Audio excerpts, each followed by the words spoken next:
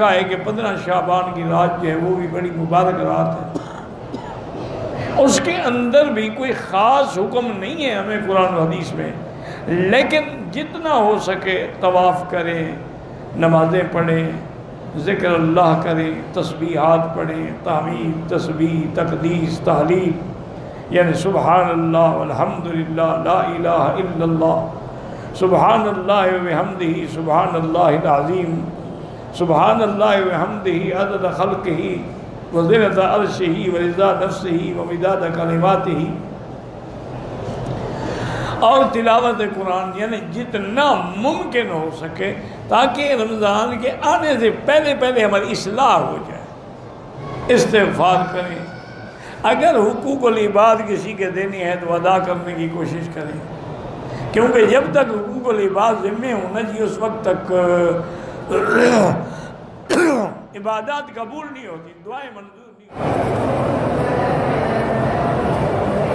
میرا بھائی گزارش یہ ہے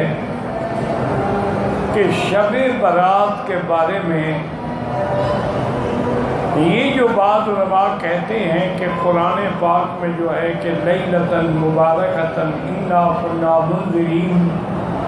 فیہا یفرق کل امر حکیم، کہ لیلہ مبارکہ ہے اور اسی میں ارزاق تقسیم ہوتے ہیں، رزق تقسیم ہوتے ہیں، سب یہ بات تو غلط۔ قرآن پاک میں جو لیلۃ مبارکۃ کا ذکر آیا ہے اور تقسیم ارزاق کا، وہ لیلۃ القدر ہے، اس سے مراد 15 شعبان کی رات نہیں، لیکن بعض روایات میں ملتا ہے کہ شب برات جو ہے اس میں بھی اللہ تعالیٰ مجرموں کو بری فرماتے ہیں، اور آنے والے سال کے احوال جو ہے وہ بھی فرشتوں کو مطلع کرتے ہیں، اور اس کے اندر عبادت جو ہے وہ اللہ تعالیٰ کو بہت زیادہ پسند ہے۔ لہذا آدمی کوشش کرے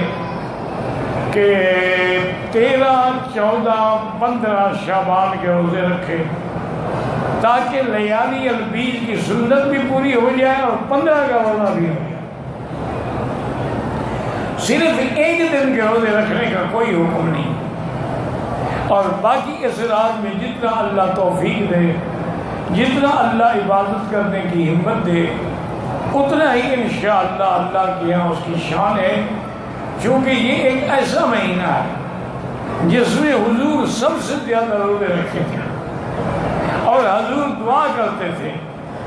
اللہم بارک لنا فی رجب و شعبان وبلغنا رمضان، یا اللہ ہمیں رجب و شعبان میں برکتیں عطا فرما اور ہمیں رمضان المبارک نصیب فرما۔ اسی طرح دعا مانگتے تھے ہمارے اسلاف اللہم بلغنا رمضان وارزقنا صیامہا و قیامہا، یا اللہ ہمیں رمضان نصیب فرما اور ہمیں اس کا روزہ اور تراویح اور عبادت بھی نصیب فرما۔ تو بہرحال آپ کوشش کریں، جتنا آپ عبادت کر سکتے ہیں کریں۔